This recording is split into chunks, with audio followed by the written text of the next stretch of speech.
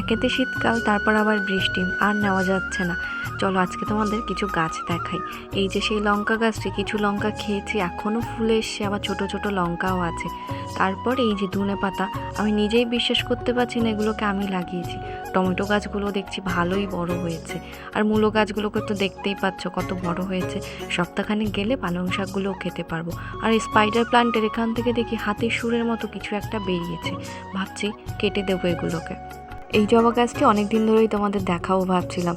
এই ডালটিতে যেমন দেখতে পাচ্ছ বড় একটি লাল রঙের জবা ফুল ফুটেছে, কিন্তু তার পাশে এই ডালটিতে একেবারে ছোট সেই লক্ষ্মী জবার মতো ফুল ফুটছে। এবার এই ডালটিকে কেটে দেবো নাকি রেখে দেবো, এটা কিন্তু তোমরা বলবে আমাকে। আর এদিকে এই বাগান বিলাস, সে তো একেবারে নিজের মনের মতো করে সেজে উঠতে শুরু করেছে। আর এই কয়েন প্লান্ট, আমাকে যত বড়ই পাত্র দাও না কেন, আমার আরও বড় চাই।